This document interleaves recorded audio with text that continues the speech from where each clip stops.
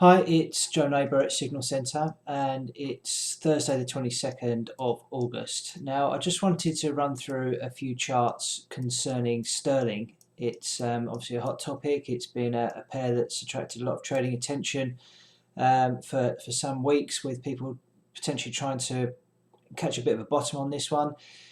So what I've got here is my basket of sterling pairs. So this, quite simply, is all of the sort of G8, if you like, or G7 currencies. So we've got Oz, CAD, Swiss, Yen, New Zealand dollar, US dollar, and the Euro, all combined together to form a price on the charts. Now, what I've got here is a weekly, a daily, a 4-hour, and an hourly. So what I'm looking for is all of the combined prices of the sterling pairs, producing that into a chart and trying to get a bit of an understanding of where sterling is from a basis taking into account all those currencies, and see if that offers any direction or any clues about when we are going to see a bottom on sterling. So first of all, I'm going to take a look at this weekly chart, and I'll make it big so we get an idea. So we've seen obviously this dramatic move lower pretty much across the board in sterling, and looking for clues as to when that might sort of hit a low point where some value might be present. So just to draw a Fibonacci table on there, and we've got a 78.6 around here. Price is obviously irrelevant because you can't trade this as it stands. It's just really an indication about where the currency is on the whole. So we have overshot that, so not particularly reliable, but something to bear in mind, particularly if we can close it back above that level and start to see some form of recovery. Looking at it on the daily perspective, we obviously have this continued move lower here, some stalling around here, no particularly outside bars or candles to speak of, which are a clue of a reversal. So nothing particularly concrete there to sort of hang your hat on for sterling in the short term.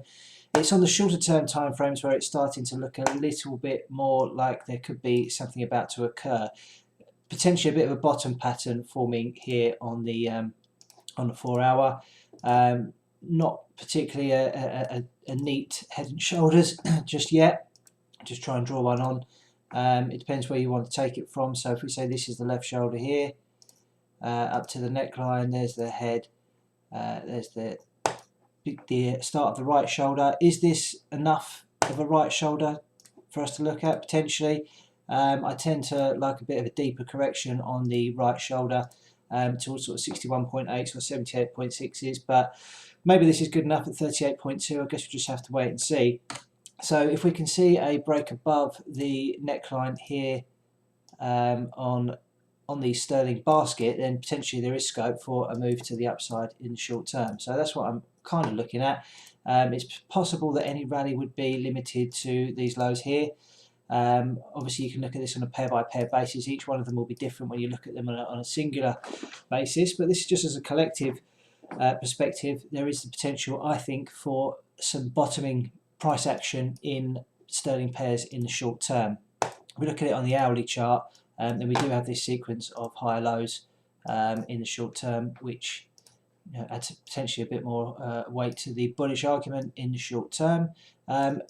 It's going to be a choppy ride, that's for sure. I think if you're trying to catch the bottom here or get involved in sterling pairs around these kind of levels, then it is going to be a bumpy ride. But I think risk reward wise, there is potential for some decent upside if you can weather the storm and get your stops in the right place and avoid getting stopped out in the short term. Then I think there is potential scope for some upside in sterling pairs in the short term.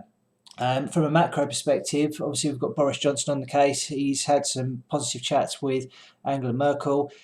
She seems willing to talk and to do some kind of deal. Not so much with Emmanuel Macron in France. He's obviously meeting him again today.